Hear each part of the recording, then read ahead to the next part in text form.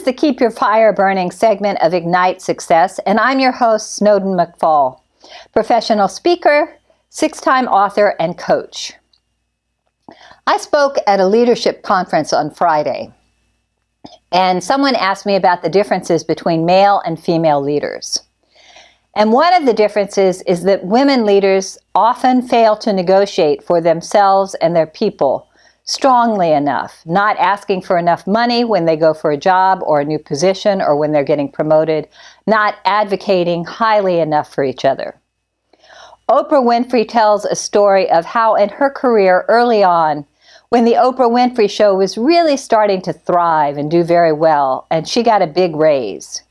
And she went to her boss and she said, "My producers have not had any salary increases." And he said, "Well, they're just girls. A bunch of girls. What are girls going to do with more money?"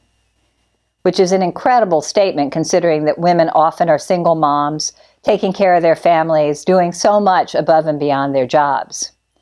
And Oprah, to her credit, because she's so inspirational, said, "Well, those girls are critical to me getting my job done, and if they don't get a raise, I don't continue to work." And she negotiated successfully for them, and they all got raises. In Hollywood, there are many actresses who cite the pay inequities and how male actors often get much more money than women. Charlize Theron, when she was shooting The Huntsman with Chris Hemsworth, found out that he was making substantially more money than she was. So she negotiated on her behalf and ended up getting an extra $10 million. That's how wide the spread is in terms of pay equity, and it shouldn't be. Other techniques that women leaders should employ are to not try to do everything themselves. Even though women are great multitaskers, it's much better if they focus and concentrate on one thing at a time. Delegating to the right people who can do the job is very important. So one of the first things a good woman leader needs to do is find out what the strengths and capabilities of her people are. And even though one person is hired for a particular skill set, ask the question, what strengths or talents do you have that are not being used in this current job? You'll often be surprised by the answers. Delegating properly is very important. And so making it crystal clear what you expect of your employees is essential. Only 10% of employers have made it crystal clear to their employees what they expect. And sitting down with your people and having each of you write on a 3x5 card what they consider and you consider the 5 expectations of their job are is very elucidating. Often when you exchange those cards, they have very different answers.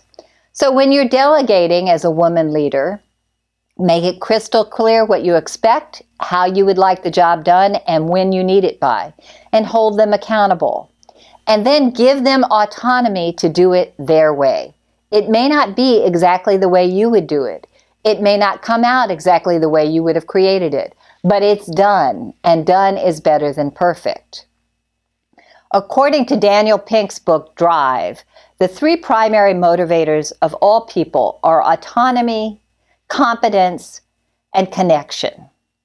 Autonomy means that people want to have control over their own destinies, the way they work, the way they connect with others, and the way they get their jobs done.